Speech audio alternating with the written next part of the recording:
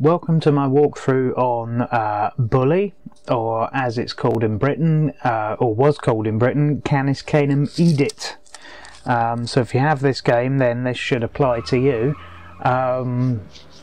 So I'm playing the PlayStation Network version. I downloaded onto the PlayStation 3.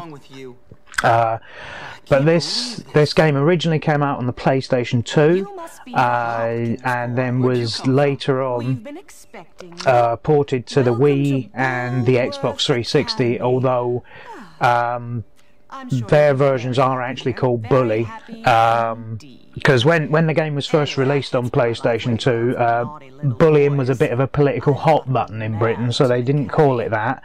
They called it Canis Canem Edit, and then later on, when it was re-released on newer systems, obviously that wasn't an issue. You know, bullying had all gone by then, so we didn't worry about it. Yeah, so I'm playing on the PlayStation 3. This is from the PlayStation Network. I think it was about £7 or £8. But if you want to play it on the PlayStation 2, you can probably pick it up for about £3 to £4. Same with the Wii version, is about the same price. The Xbox 360 version, now that is a little bit more expensive, and I don't really know why, but it is. So be prepared to pay more if that's the platform you want to play it on. But this walkthrough should go for any of them versions. So it should work for all the versions of this game. I'll just say as a kick-off, I have actually recorded all the footage for this, and there is a couple of things I've missed out. So this, unfortunately, is not going to be 100% completion walkthrough, because there is some stuff I've missed and therefore can't get. But I will, hopefully, I know what the things are that I've missed, so I'll be able to tell you when you're able to do them yourself, if you're following this as a guide. So the first thing that I'm going to do is just do the first sort of run around missions, just to the ones that get you used to the controls. Basically, you have to do them first. And all I'm going to do first of all is do the pass all the classes that I can right away, because then I don't have to worry about doing the classes. So in chapter 1, that's chemistry, English, art and gym class. So I'll basically show you that, and the rewards for them are actually worth getting, so it's well worth passing them.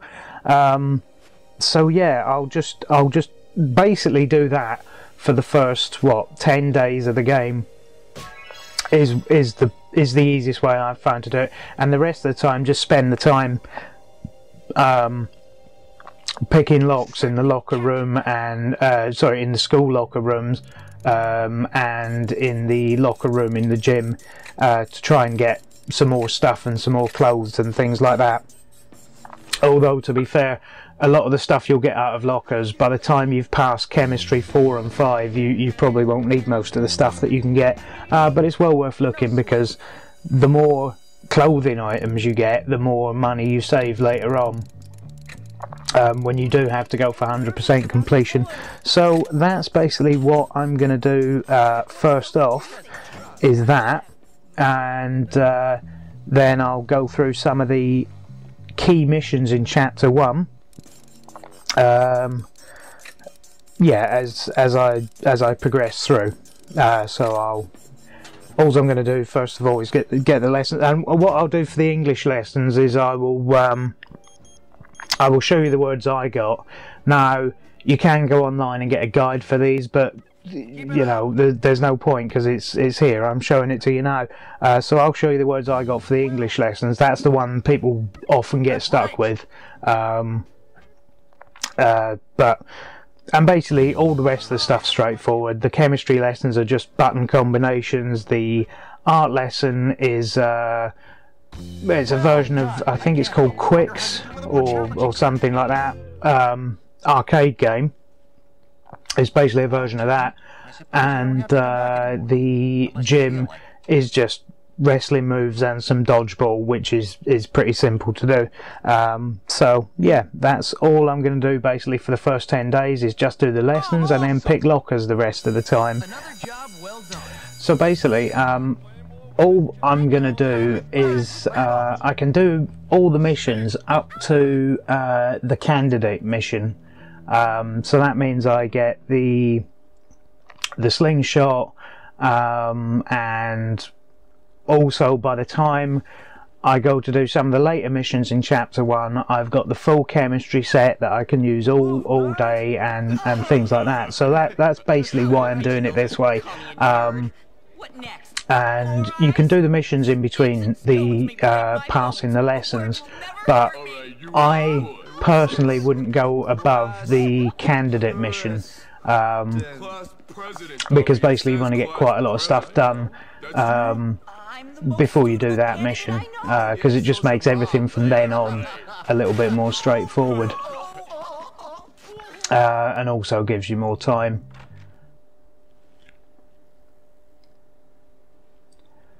So as soon as you finish the candidate mission, you'll notice that the clock has now disappeared and the Halloween decorations have all gone up. Now, the first thing to do here, the very first thing, is to destroy all the tombstones you find around the school before you do any more missions. Don't go and start the Halloween mission, just go round and find all the tombstones, and there's a counter that comes up that tells you how many you've destroyed. So if you do that now, you won't have to destroy them. The next opportunity you've got after this to destroy them all and get, I think it's the Edna mask you get, you don't get until chapter 5, so quite late in the game. So go round and do it now while there's plenty of time, the clock isn't ticking, and you can get round and find them all. So that would be my tip for this bit. And then once you've got all the tombstones, they're basically lying around outside the entrances to buildings and around the main school building, so they're all quite easy to find. There's a couple outside the boys' dorm and a couple outside the girls' dorm, although do bear in mind if you're spotted destroying any of them, the prefects will still chase you. But yeah, make sure you get them all, otherwise you can't get them until chapter 5. So yeah. So once you start the Halloween mission, you'll notice that a lot of pumpkins have started to appear around the school grounds. Now, you have to destroy all of these as well. However, that's not so important because they will turn up in the next couple of missions time, and you can destroy them all then. But if you are going to destroy them during Halloween, bearing in mind there's still no clock, so but you must destroy them all before you pull the 5th prank, because once the big prank mission turns up, the clock will begin again, and you've only got a certain amount of time to do the mission and destroy the pumpkins. So you're better off destroying the pumpkins as soon as the Halloween mission starts. But like I say, this isn't like the tombstones. You don't have to, because they will turn up again soon and you can destroy them all in the one hit. So that makes things slightly more straightforward, and you get a pumpkin mask for doing it. So yeah, it's basically Halloween is just do the pranks, and then you've got the big prank mission. So yeah, which is quite funny. So to finish off chapter 1, after Halloween, we're going to do the character sheets mission first, and then do the Help Gary mission. And during the Help Gary mission, there's a scene where you'll be in the basement, in the boiler room, and that's where all the pumpkins that you didn't get on Halloween will be. So you can smash them all then. And even then, if you don't manage to find them all for some reason on this mission, you will get access to the basement later on, I think in chapter 2, and they'll be there then as well, so you can smash them then. And basically, spoiler alert, but then if you're watching a walkthrough, that should be obvious that there's going to be spoilers. You're going to have a fight with Russell. Now, it helps if you've still got your double health that you should have from doing the That Bitch mission a little while back.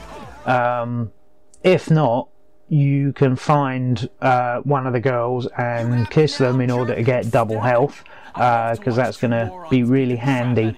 Well, basically that's a general rule anyway. Try and make sure you're constantly at double health, and all of the missions should be pretty easy throughout the game, to be perfectly honest. But that double health really does help a lot on some of the later missions of every chapter. So there's another top tip, and yeah, so that will take us to the end of chapter 1. So chapter 2, we've got 2 new classes have turned up that are on the, what was a 2-day rotation for lessons is now a 3-day rotation. We've got 2 new classes turned up, one of which is the shop class, which as you complete them you will get access to better and better BMX bikes.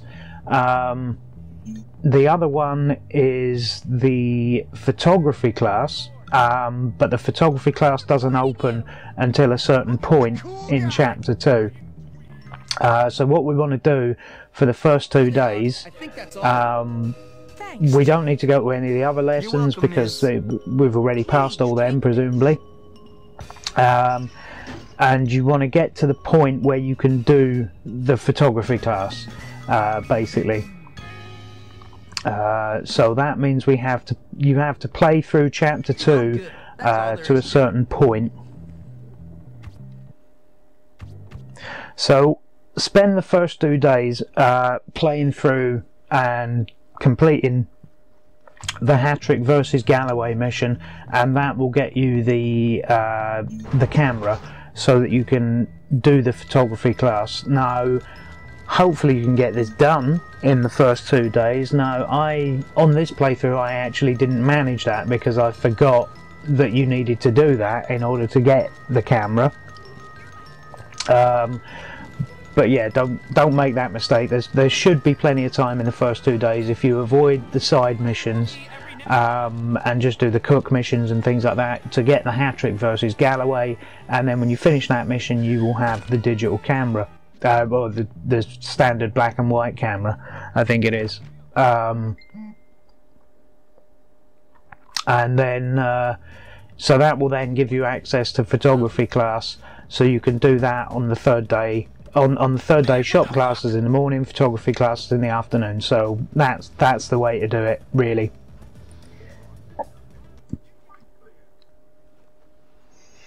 So also you may notice in chapter 2 that we've got 2 new areas opened up and a chance to get a new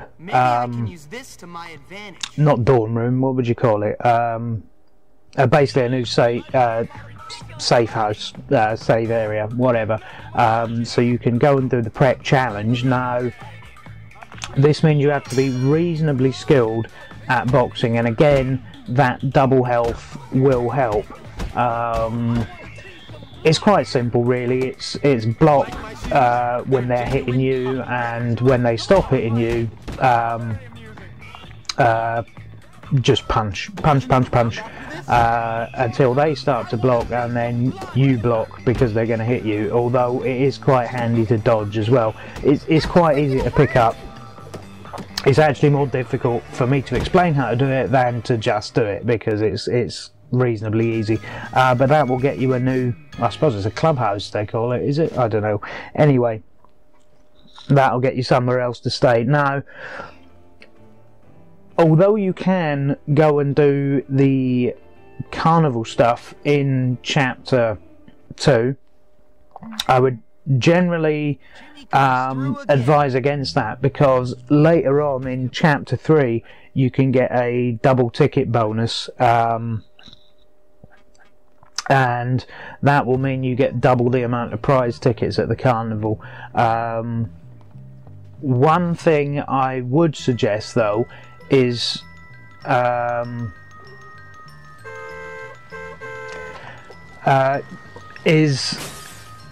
getting the doing all the go-kart races,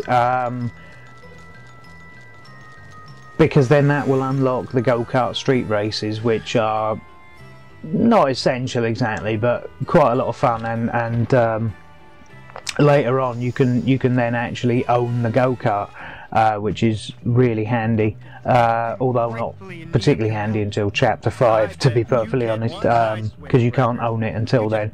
But the way I generally do it is I will do all the missions up to the movie tickets mission, and then once you've done that, that will then unlock the carnival date mission, which you can attempt, I think, from 4 o'clock in the afternoon. So basically you take Pinky on a carnival date, win her a teddy bear, which means you have to play the game 5 times. Now the one I normally do is the hammer swing, because that gives you 3 tickets as a prize, although later on 6 tickets when you have double prizes from the photography class. So yeah, play that 4 times, and that's basically just mash the X button. There's no skill involved, and it doesn't take very much time, so that's generally the way that I win carnival tickets. So when the day ends, you can go round the corner from the prize tent on your own and do the go-kart races. Now these are $1 each, so you're going to need at least $5, but there should be enough time left in the day for you to finish first in all 5 races. They're relatively easy, and basically the first track, the first lap you'll be able to learn the track, and they are really quite easy, but winning 5 of these will unlock the go-kart street races around in different areas, and you definitely want to do that. And then you've only had to pay to get in the carnival once, so it's not an amazing money saving tip, but it is really useful and helpful, and yeah. What's wrong? The next one you want to do is the Race the Veil mission that turns up at the boys' dorm, and this will then unlock all the cycling races, which again are useful. Now, the best, what basically happens is when you start the mission, the bike that's nearest to you is the one you have. So if you start the mission after just jumping off a bike, that bike you were on is the one you'll have during the mission. Now, the best one I've found early game is actually the racing bike, not any of the BMXs, but the racing bike that you can normally find outside the bike shop in Bulworth Town, not Bulworth Town, Old Bulworth Vale, and using that bike, it's generally quite easy to win all the cycle races, because it's basically built for speed. Now, it does mean that if there's any sharp corners, you might come a little bit unstuck because the handling isn't that great, but the bike is built for speed, so even if you do come off, it should be very easy to make up, get back into the lead if you do come off. So yeah, really useful tip that. Now, tell a lie, the Race the Veil only is one mission, and then you have to do the Beach Rumble mission in order to get the all the bike races unlocked. But that's reasonably straightforward. All you have to do is beat up a couple of preppies once you chase them down, and you've got one of the greaser clique there to help you do it as well. So yeah, really useful. And then what I generally do once they're unlocked is go and do all the races. I think there's 7 of them in Old Bulworth Vale that you can do at the moment. And yeah, just go through and win all of them. There are 4 more bike races that open up in Bulworth Town, so do make sure to do them as well. Now, a couple of things you can do in chapters. Oh, one thing I should mention is you can only actually do the first 2 photography classes. You can't pass all 5. You can only do the first 2 in chapter 2. You can the next 3 don't open up until chapter 3, so don't worry if you're waiting for photography class to pop up and it doesn't. You can only do the first 2 anyway in chapter 2. The other thing that you can do, there is a mission someone will give you on the beach that says to explore a pirate ship. Now go and do that, and when you do get to the pirate ship, get the Grottos and Gremlins card that's on it as well. But if you then head up and to the right slightly, you'll see a small beach, and there's a pirate or somebody in a pirate's uniform dressed there. So if you beat him up until you knock him out, then you will get a snazzy pirate's hat to wear if you want to. So that's just a little secret there. And I think if you walk up a bit, there's an elastic band there too, which you want to collect. So yeah, that's and then the only things left to do after that in chapter 2 is do some errands if you want to, and then head to the finish off all the missions. And again, it helps to have double health, and you're going to have to box at the Preppies Club again, but you're going to have to box against Biff, who is the toughest one of the lot to box, and then there is going to be a big fight between all the Preppies, and then finally Darby. The best way to beat him is to basically use the slingshot,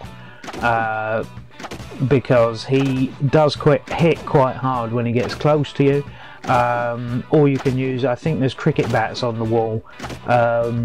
Oh no, that's for the normal Preppies. I don't think you can do that with Darby, but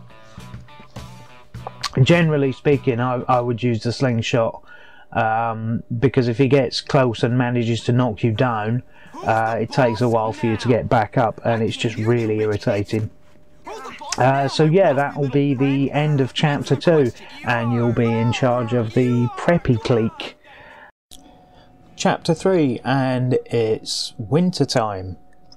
So the first thing you probably want to do is do the 2 missions that turn up. So one will be the Nerd's Hideout, which means you've got to get the high score on the Consumo game, which is actually one of the easiest games to do, as long as you pay attention to what's going on and just kind of stay in the middle. And then you can, after you've done that, you can go and do the Panty Raid mission.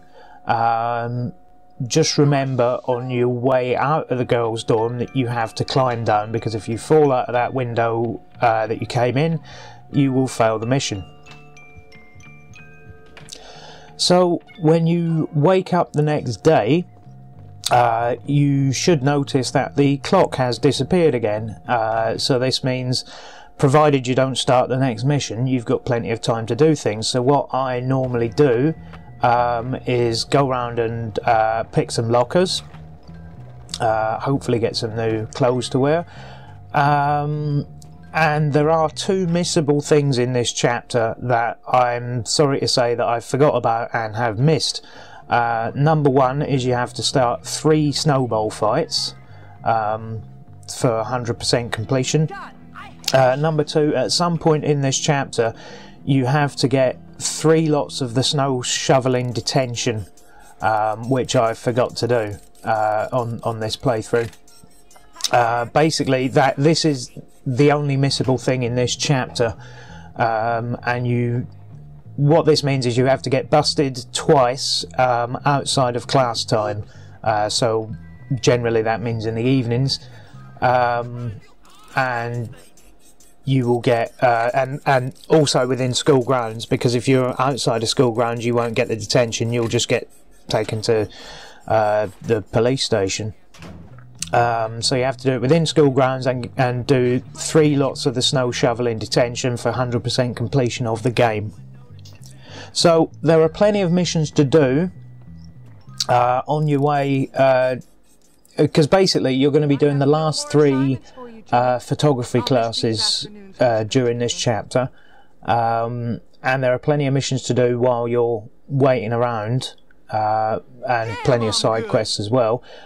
New Coventry's opened up and there's bike races opened up there, but hold off from them a minute and I will explain why.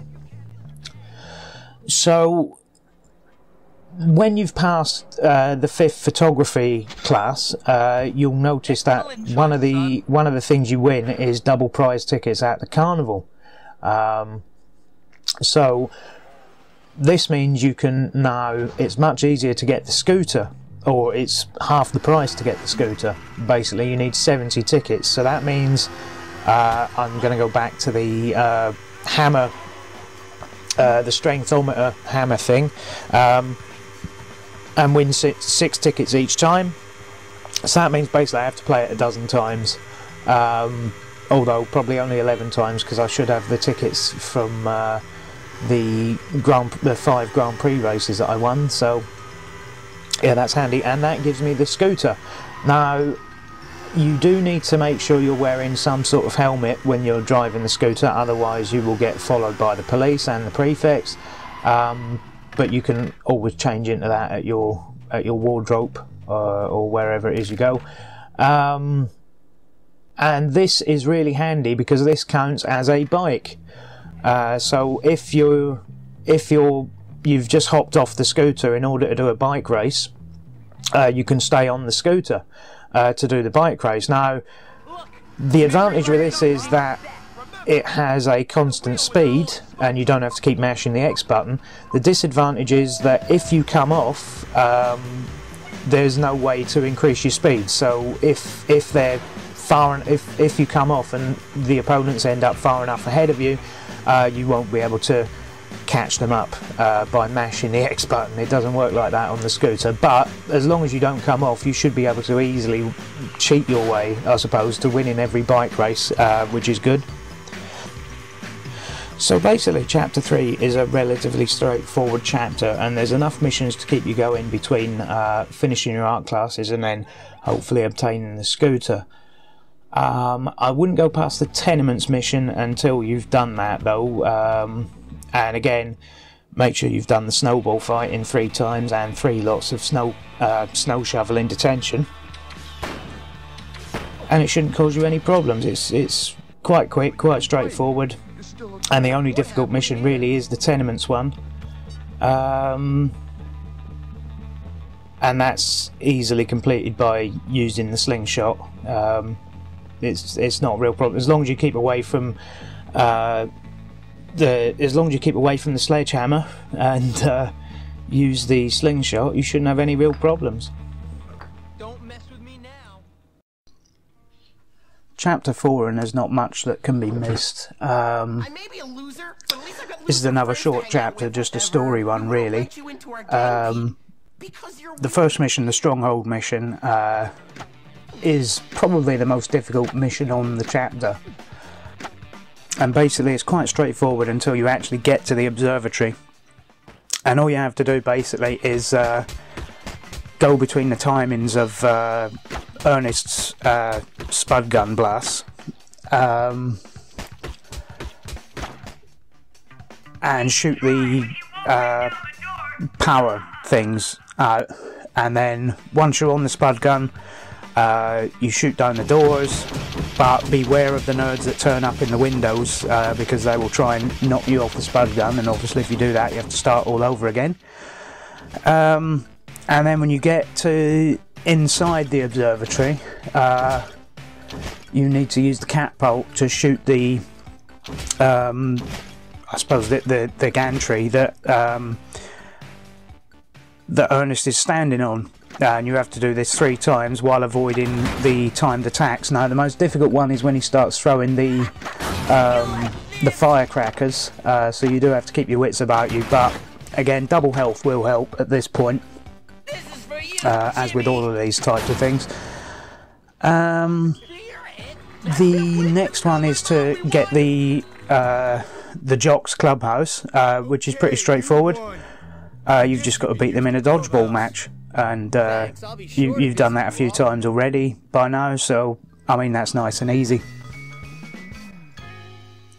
So probably the next most difficult bit in chapter 4 is the mascot mission, where you actually have to go to the football field and beat up the mascot effectively. But there is an easy way to do it, and if you remember back to chapter 1, there's a tree you can sit on that overlooks the football field. Now all you have to do basically is keep hitting the mascot with the slingshot, and this mission is an absolute breeze. But if you try to take on the mascot head on, then you'll find that the jocks will just come and beat you up, and you probably won't survive even with double health unless you're very, very good. But bearing in mind you need to conserve your health, because then you have to run into the swimming pool and deal with the Bullworth mascot there as well, where again firecrackers and your slingshot will help. Just beware, because he can charge and he will knock you into a wall, and there's only one can of cola there to replenish your health, so that's just slightly makes things slightly more difficult, but not overly so. The asylum mission's relatively straightforward, but I would advise doing this earlier in the day if possible, because if you are spotted you'll have to go right back to the outside of the asylum again, climb the tree, avoid the guards, all the rest of it. So the earlier in the day you tackle this mission, the better.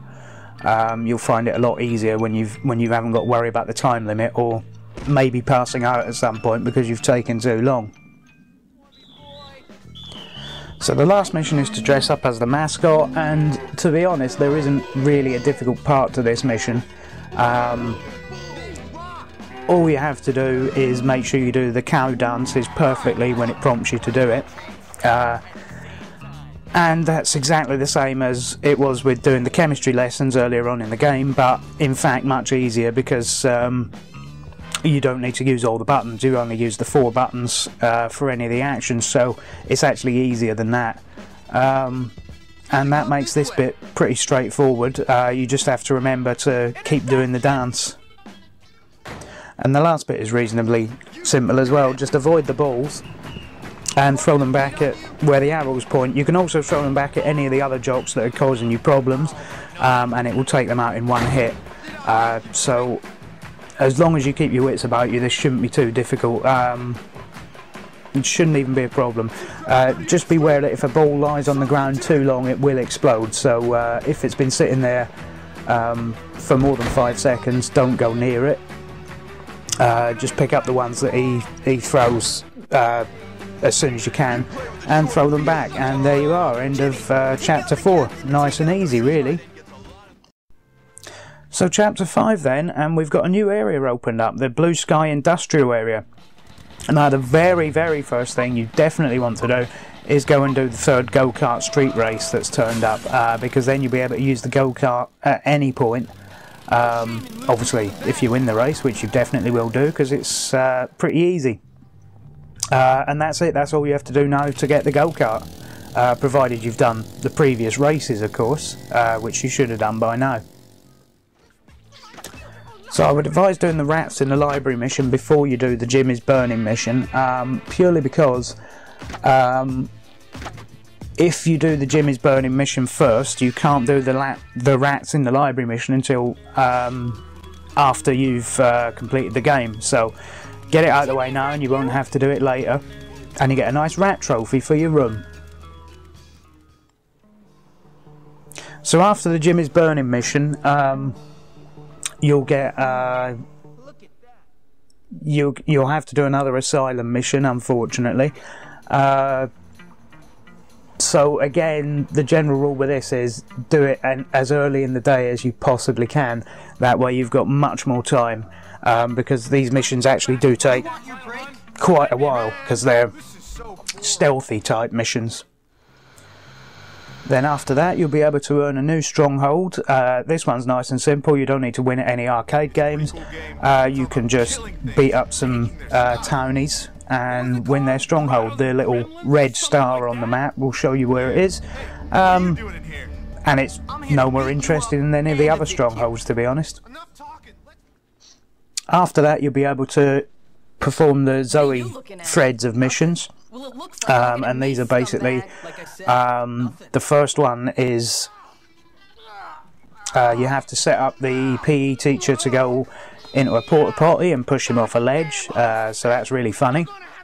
And the next one is you have to go in a warehouse and smash stuff up. Now it's the same warehouse that you should have done the snap the pictures of people putting the rats into boxes, and you may notice when you did that there was loads of tombstones sitting there. This is where the tombstones are from chapter 1, if you missed any of them. Now I didn't miss any of them, so I didn't have any to get, but because they count as part of the score in this mission, it may be an advantage to have them there, because it could build your score up a little bit, but it doesn't really matter. And this is actually quite a difficult one to do, because Zoe is much better at smashing stuff, it seems, than you are, so you really have to be quick. And my advice is do the upper floor first before you do the bottom floor. So everything's gone tits up at the school, and you have to go and find Russell and then break into a factory and then beat up the leader of the townies, which is no mean feat. So basically Zoe will tell you what to do to get into the factory. Once you're in there, it's quite a lot of climbing down and quite a lot of balancing, so there's a bit of a slow area, and then you get to meet Edgar for the first fight, which is pretty straightforward.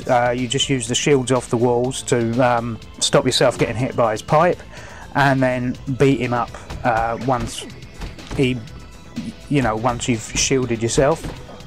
And the second part, just grab a pipe off the wall yourself and just keep battering him with it, and hopefully if you're quick enough he won't have time to react and hit you. So it should be pretty straightforward, but there is no health replenishment, so make sure you go in with a full health bar.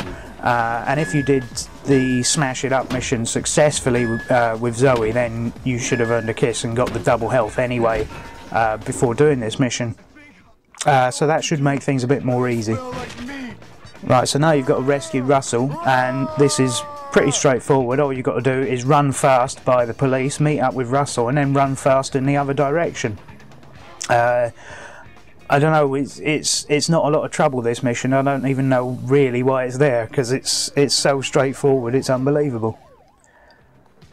So this one's pretty easy. Get back to the school, beat up the leader of every clique, as you've done many times in the past, and then basically chase Gary up the side of the building and beat him up as well. He'll start to throw bricks at you as you're doing the balancing beams, and the best way to avoid them is to sort of just jump out of the way, and then he'll start pushing stuff down the ladders. Now either go left or right as he pushes stuff down, and that's it. You should be able to get through this bit with almost full health, but you won't really need it, because once you actually catch up with Gary, he is a bit of a weakling.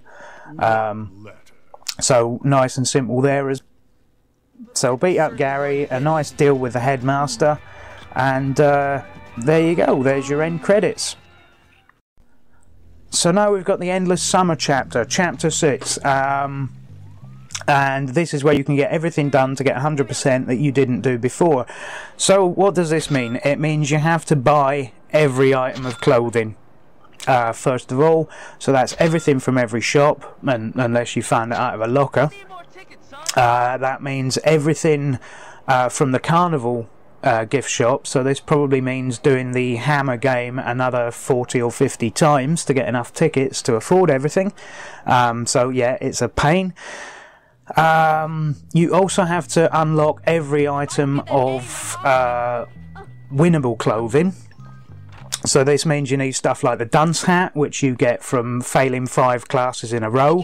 Now in chapter 6 you can no longer do the photography class, and you can no longer do the gym class, but the other 4 you can, so just go and fail them 5 times to get the dunce hat.